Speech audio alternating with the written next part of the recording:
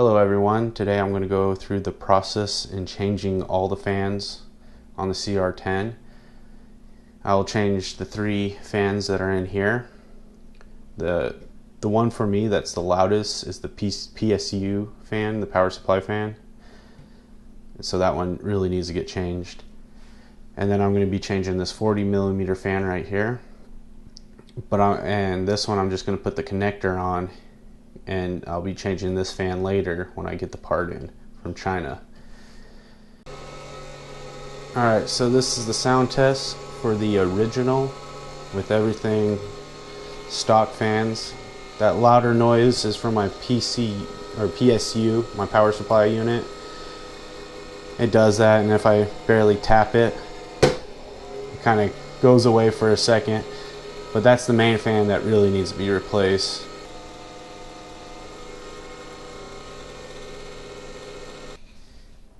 Alright, let's go over parts.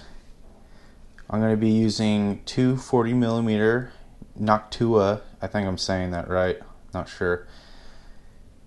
But one for the control box, and the one in the control box is a 40 by 20mm. This is a 40 by 10, but this will work just fine.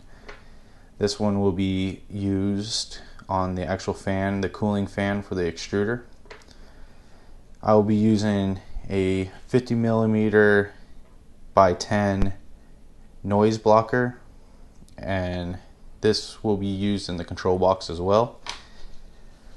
I will be using, well, I'm hoping that I'll be able to use this 60mm by 25mm in the power supply unit, if it will fit. Maybe I can make it fit, I don't know, we'll see. But if not, I have this other 60mm by 10, which will, this one should fit. The one in the power supply is a 60 by 15, I think. So those are all the fans that I'm going to be replacing. The only one I'm not going to be replacing is the blower fan for my print cooling, and that's because it's still on its way from China. So to go over some of the tools I'm going to be using, I need a Phillips for the power supply unit, just some wire cutters. I'm going to use this to cut the wires, and I'm going to use it to strip the wires as well. You can use your Allen wrenches that your printer came with, or you can use like these hex heads bits that go on your screwdrivers or anything like that. It just makes it faster. I'm also going to be replacing each fan. So each fan is going to have a JST 2-pin, and I'm going to be replacing the fans with the male end, and anything that's connected to the control box or anything to the control unit, I'm going to put the female end on this. And that way this will make it easier in the future in case I need to upgrade or replace a part. And also, I know that all these fans here, these are all 3-pins, and I think, yeah, this one is 3-pin as well. So I'll just take out the 2 pins that I need, which they're all red and black, thankfully, for these fans. So every red and black I'll match red and black male ends for the JST connectors. Last thing I'm going to be using are wire insulators. So once I cut it and solder the wires, I'm going to use this to insulate the wires. Alright, let's go ahead and get started. I'm going to start by removing this fan right here, and then clipping the wires.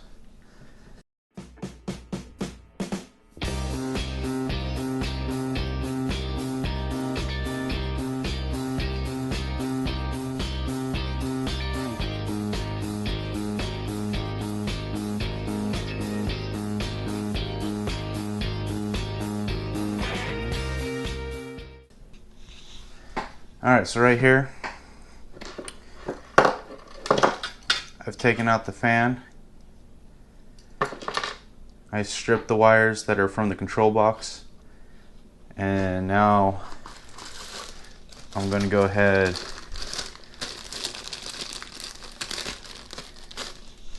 and place one of these female JST connectors.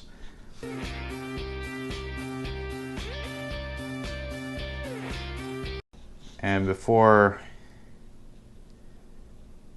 I connect these wires to the control wires, I'm going to go ahead and place one of these insulators, these heat shrink, around it. Right here I'm going to just red on red, black on black.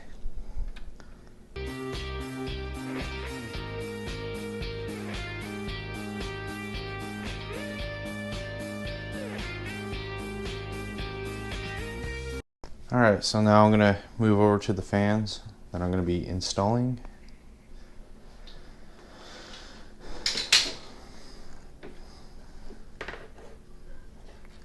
Start with this one. So I'm going to start with this one. Again, these are 3-pin fans. And so I'm going to cut down the wire. I don't need this much. This should just push out like that. So all I'm wanting is the black and the red wire. So strip those. Basically I just wrapped around the red wire, or twisted the wires together, and I'm just going to put a little solder now on it. It doesn't have to be a lot, just a little. And then I don't know how well you can see that. So this is the red wire and it's soldered. I'm going to put this green shrink wrap over it. I'm going to take my heat gun and lightly go over it. Go over the other side. That's that.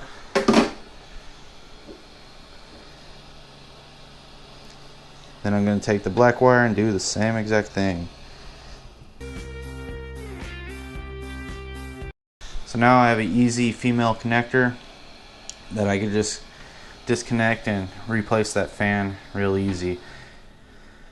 So I'm going to go ahead and do the same for this side. For this fan right here, there's two little screws that hold this fan in place. I'm just going to disconnect those first. And once those are loose, this plate should just come right up, just like this. Just put the screws to the side where you're not going to lose them. So yeah, you're going to clip it and have it strip. But you're going to need to take these 4 screws out to place in the new fan. Okay, so how these fans work, well, how this fan works, I'll have to test the other two. But the wires that are on the outside, how there's no wires on this side, but wires are on the outside, so the airflow is blowing this way. So I'm basically going to put the fan on just like this. I set that to the side, and now add female connectors to this as well.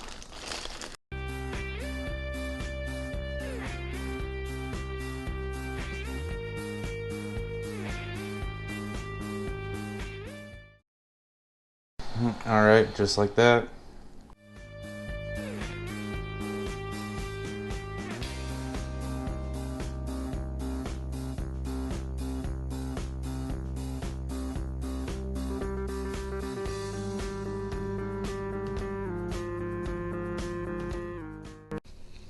Alright, for this fan back here, the sticker is the airflow direction.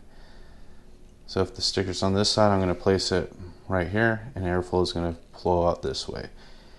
I also needed to get shorter screws, So these are just M3 screws. I'm not sure how long, but I have an assortment. If you have an assortment, it makes it easier.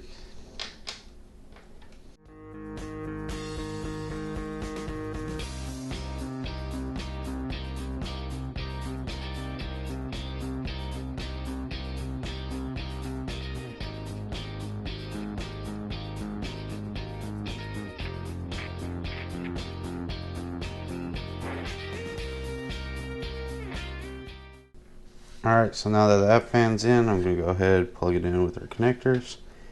And that's that. 2 fans in the control box are done. Now to the PSU. Also, keep in mind that if you take off this cover on the PSU, you lose your warranty on this thing. There's a sticker right here. Just a warning. Don't do this unless you don't care about your warranty. And me, I don't care about my warranty.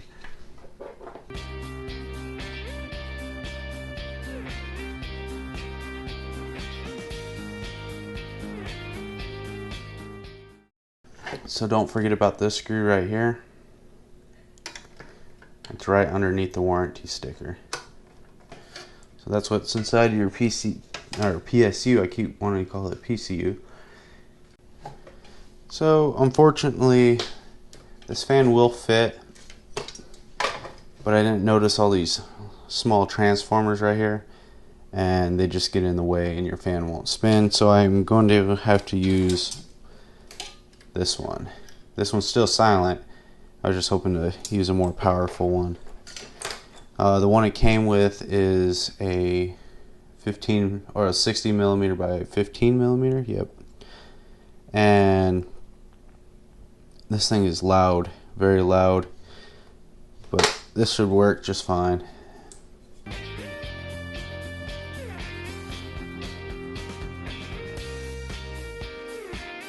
Alright, so my 2 fans in the control box work just fine. Now I'm going to turn it on and make sure that this fan is working. I did have to use this 60 millimeter by 10 millimeter fan. And there it goes. Okay, so it's blowing really nice. So now I'm going to assemble my entire control box, just reverse order as I disassembled it. And I'm going to move to my cooling fan on my extruder. Alright, now I'm going to go ahead and replace this fan. Basically, I'm going to take this off. I'm going to clip the wires real quick. So I have this connection for my blower fan, but I'm going to go ahead and take that off as well and put on those other connections, because I got more of those type of connections for future use.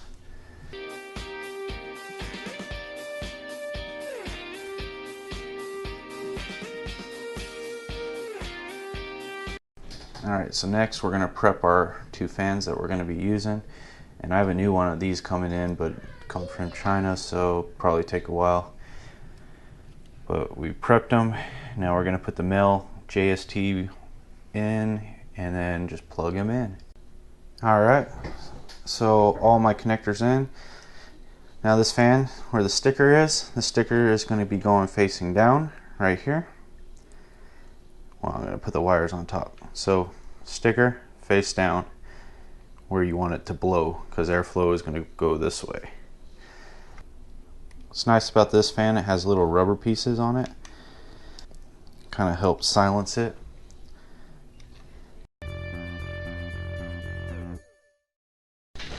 Alright, just like that. It's on there nice and snug. And so just remember which wires you're supposed to be using. And I know that this one's for my blower. This one's for the extruder fan. Alright, so just like that, I'll probably figure out something to do with the wires. Well, let's go ahead, turn it on. Everything's plugged in already. Alright, it's on, and it's a lot more quiet. I can already tell. I can still hear the control box, but it's nowhere near what it was.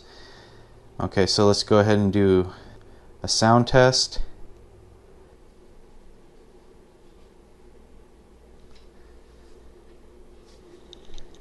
Alright, so that concludes this video, and I hope this helps anyone who are trying to silence their printers. And I just find it easier just to put these connections on it, that way you can quickly repair it or switch out the fans or anything like that. Alright, thanks for watching.